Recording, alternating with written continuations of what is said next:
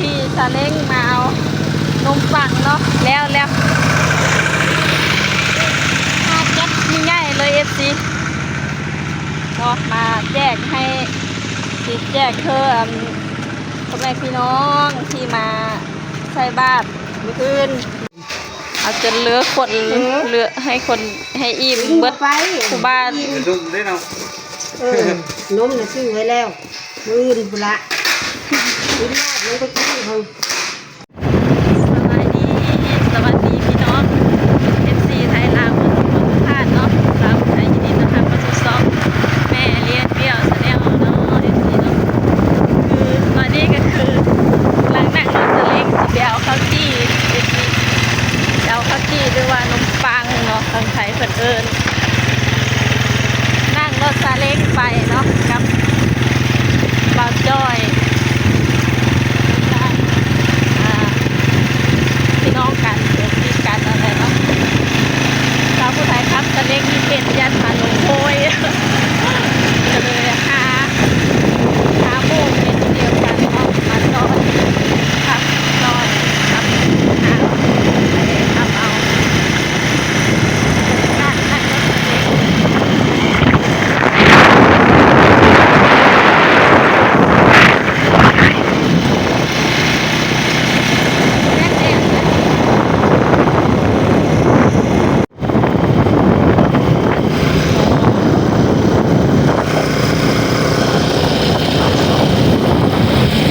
ขับรถอีแตนไปกันยันมันยากมันช้าเนาะก็เลยยืมรถซาเล้งแบบอบเคยใกล้กันก็จี้พันก้อนเนาะจะไปเอาลายเติบเลยทุกคนอาจารย์ที่ตามฮับสมตอนฮอดโกดังข้าวจี้ฮอดร้านข้าวจี้ฮอดร้านขนมปังเนาะมันจะไล่แต่ข้าวจี้พันก้อนแล้วมาเห็ดบุญทานมาเห็ดบุญแวะเติมน้ำมัน30 พันกีบได้ลิตรปลายเนาะตอนนี้ก็มาฮอดโกดังข้าวจี้แล้วทุกคนร้านขายเครื่องส่งผลิตข้าวจี้นำเป็นร้านแบบเจ้าของนี่เป็นคนเวียดญาติเข้าเบิ้งได้บ่ขออนุญาตเข้าเบิ้งโอ้มีคนสร้างจึงผลิตบ่มือละ3-4 พันมือละ3-4 พันอ๋ออันนี้ประตูอบนั่นแหละตู้อบข้าวจี้มือละ3-4 พันส่งตลาดเก่งเกาะหาแม่นบ่สบายดีน้องพลอยนี่สบายดีมากับจ้าน้องคิวพี่เต้นแม่น้องคิววันนี้มาเอาข้าวจี้3-4 คนเนาะเอาข้าวจี้มาทำโฮมทานมื้ออื่นมากินน้ำกันเด้อพี่น้องเลยแม่โฮมทานบ้านคนข้อเนาะขอบคุณผู้ใหญ่ใจดีแล้วก็ผู้ศรัทธาเนาะแม่ผู้ศรัทธาอยากทำบุญแม่เพิ่นก็ได้ร่วมซอยได้ร่วมโมทนาโฮมทานในมื้อนี้เนาะข้าวจี้นี่ 1,000 ก้อนเนาะเป็นเงินกับนมข้น5 ถุงเป็นเงินกีบกะรวมทั้งนมข้นทั้งข้าวจี้ 1,000 ก้อนก็ตกอยู่2 ล้านกับ325,000 กีบเนาะทั้งเบิดบ่แม่นทั้งเบิดทำนมข้น5 ถุงแล้วก็ข้าวจี้ 1,000 ก้อนนั่นคันเป็นเงินไทยกับ 3,500 บาทเนาะก็มีผู้ใหญ่ใจบุญใจกว้างเนาะเพิ่นก็โมทนาทางฝั่งไทยพุ่นละกับทางบ้านเฮาก็นี่ตัดซอยกันศรัทธาซอยกันชาวผู้ไทยก็อันโมทนา315,000เนาะพอดีให้อันครบแม่นจะเจียวเมื่อไรจะบอกนี่เอาทะเลมานี่พี่น้องเอ้ยไม่ลูกน้องเฮ็ดนั่นแหละแบบเขาปั้นเอาแล้วก็อย่างเอาเสื้อนี่เขาไปอบบ่ ปั้นให้เป็นรูปหางข้าวจีโอ้เนี่ยพี่น้องผัดก้อนประมาณน้อยๆเด้อ พอปะนะพอแล้วไปนะ เอาสกอตมาติดให้นะข้าวจีผัดก้อน เอามอเตอร์ไซค์มาเอาซาเล้งมาเอา งานทุนข้อ เออ ตีพูดใจใหญ่ ได้ เลย คุณสุพรรณมา ควบกันทำโมงทานเนาะ ตัวนี้ล่มเอามาก่อนเอาไป อะไรก็นี่กันเลย จะได้ไปไล่ ทำ ไล่ บุญ กันอยู่เด้อ ทำทานเนาะจ้าจ้าเนี่ยที่ซาเล้งมาเอานมปังเนาะแล้วแก๊สมีง่ายเลยFCเนาะมาแจกให้ติดแจกเธอพ่อแม่พี่น้องที่มาใส่บาตรมื้ออื่นสังฆทานวันที่5มื้ออื่นเนาะตอนเช้า บ้านใกล้กันบ้านเคียงเขากับมากิน แม่นพี่น้องฟังไทยก็มากินเด้อจ้ะ ฟังไทยนะฝากเอา แม่นกะ ไปขี่รถไปต้องพูดให้พ้นมัดให้ ผู้ทำทานก็ได้บุญเนาะผู้กินก็อิ่ม เมน อกอิ่มใจ อิ่มใจ แม่นผู้ได้ทานก็ได้บุญผู้ให้ทานก็ได้ผู้ได้หับก็ดีอกดีใจอิ่มอกอิ่ม เม ใจ น เนาะ ได้ทำบุญกับดีบุญดีใจนะการค่ะ ทำบุญ ไปจ่ายเงิน ไปจ่ายเงินทุกคน 650 เดี๋ยวเฮียเพื่อน ยังร้านเขาได้ ล้าน650ลูกบ้านนี่ได้1,000เด้ ถ้าให้เป็นเงินไทยได้สักพัน เงินไทยก็2,000ประมาณ2,500นี่แหละ2,500น้ำปูนนะ75ล้าน600,000นะ87ล้าน600,000 87มันลงไปล้าน600,000ยังเหลืออยู่37ครับ2,500จะเหลืออยู่37 2,500ยังเหลืออยู่37,000ทุกคนพอดีเติมน้ำมันให้ซาเล้งเพิ่นมา ปริมาตร เอาพอดีเบิดเลยทุกคนเลยการทำบุญครั้งนี้กันเนาะ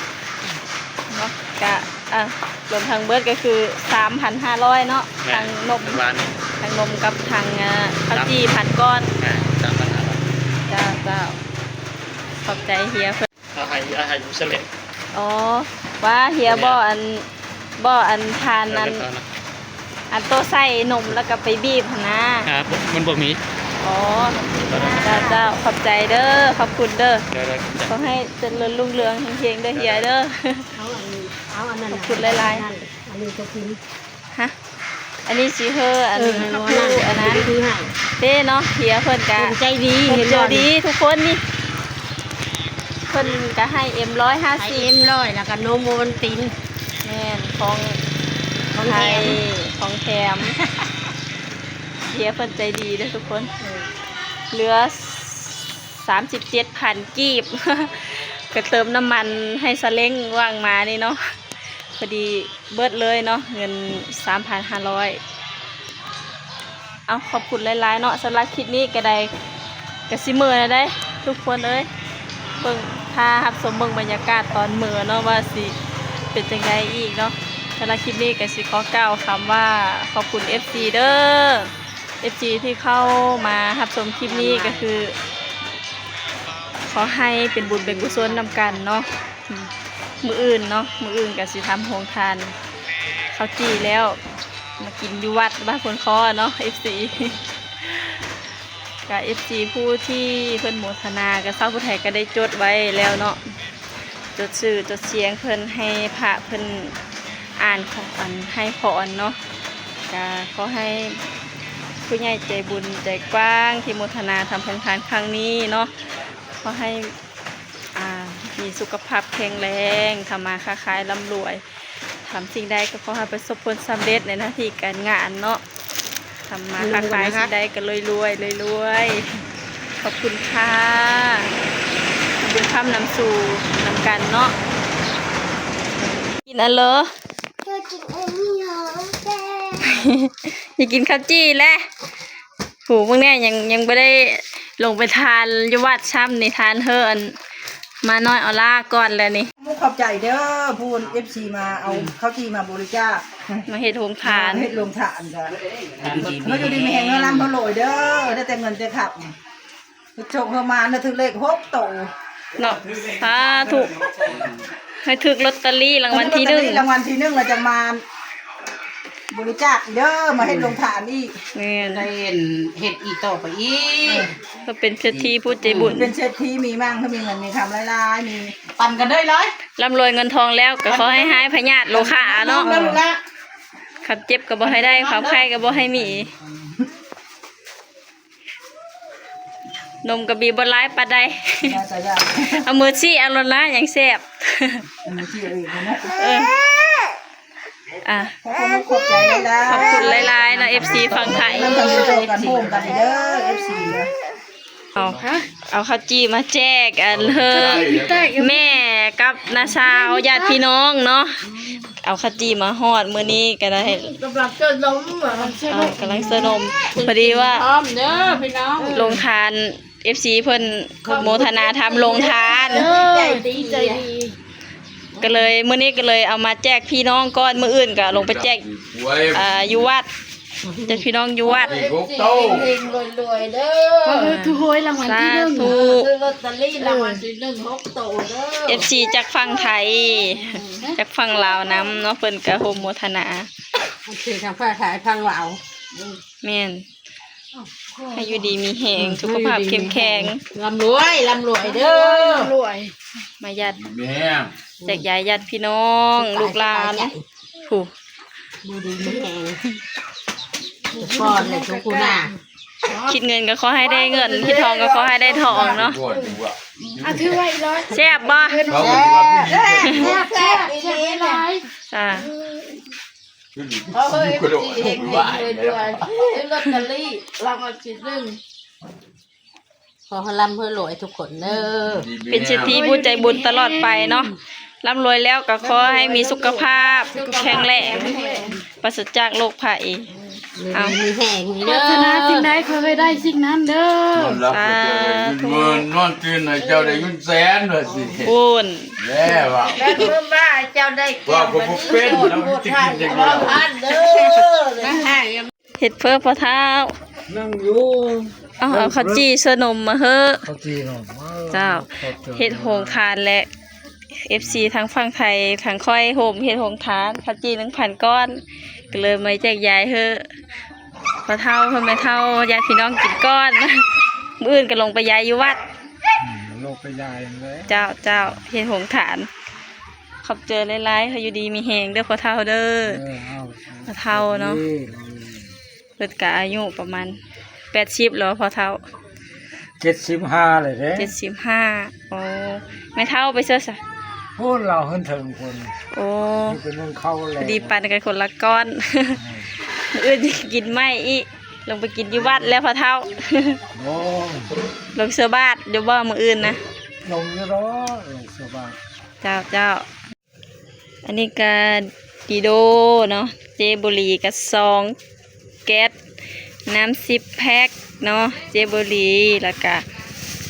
เขียสีแลเนาะ แล้วก็มีสาวพัดคนสวยเนาะกะดีโดกับ1แก๊สแล้วก็น้ำดื่ม10แพ็คเนาะก็ เพิ่นเทศโรงทานเนาะก็โมทนาสาธุบุญนำเด้อเพิ่นก็เฮ็ดสาวผู้ไทยเป็นสะพานบุญเด้อเนาะก็โมทนาสาธุบุญนำมื้ออื่นก็จะไปแจกยายไปแจกยายอยู่วัดบ้านพลคอเนาะ FC อยู่บ้านใกล้เฮือนเคียงก็มาพรมโมทนาบ่แม่นพรมโมทนามาตักบาตรญาติน้ำร่วมกันเนาะ เอาขอให้อยู่ดีมีแหงเด้อเจ้าภาพเจ้าศรัทธาก็ได้อยู่ดีมีแหงบ่ทุกผู้ทุกคนทำมาค้าขายร่ำรวยหาเงินหาทองก็เคยได้หลายๆเงินไหลนองทองไหลมาเด้ออย่าเจ็บอย่าจนอย่า มุนมองจากเธอเอาขอบคุณหลายๆขอบเจอหลายๆ